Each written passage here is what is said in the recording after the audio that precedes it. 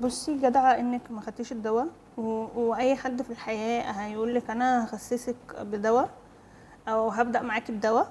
الدواء ده ما يكونش فيتامين مثلا زي فيتامين د، زي حد انا بحب مثلا اكتب لو حد ما عندوش مشاكل في الكلى فيتامين سي عشان اكسده البشره وكده.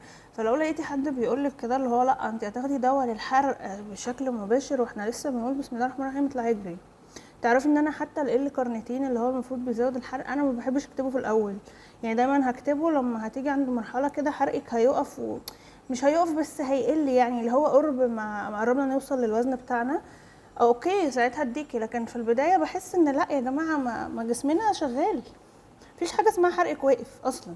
تمام، في حاجه اسمها ان انا بعمل حاجه غلط، الحاجه دي لما انا هصلحها الدنيا هتظبط. ممكن تاخد شويه وقت، ممكن شويه مثلا لو حد عندها مشكله في تكيسات المبايض، عندها مشكله في فيتامين دي، الحاجات دي كلها بتقلل الحرق، لو اتظبطت الدنيا هتظبط.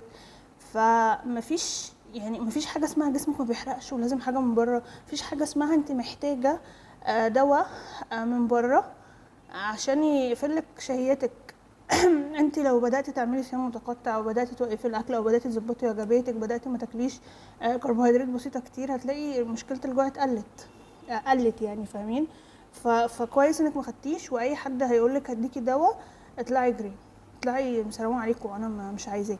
في ادويه بقى اللي هي مثلا بتبقى جايه من شركات وبيبقى على سبيل اللي هو ان مثلا زي الجرين كوفي والحاجات اللي هي جايه من شركه بميديكال ريب، فالدكتور عايز يبيع، ملهاش ضرر قوي في قشطه يعني. لكن الادويه اللي هي دواء كده تحس ان هو بيجيبهولك من حته مستخبيه وتلاقي الدواء ب 600 و700، ليه يا اختي ليه يا اختي يعني ليه تدفعي 600 ولا 700 في دواء يعني؟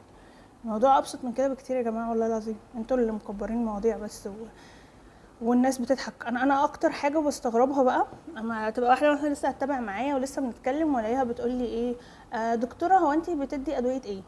يا حبيبتي مش شرط والله، مش شرط ان انا اديكي ادويه خالص. تمام، فعيش عشانك ما خدتيش وكملي، الموضوع بسيط قوي على فكره يا جماعه ولذيذ قوي.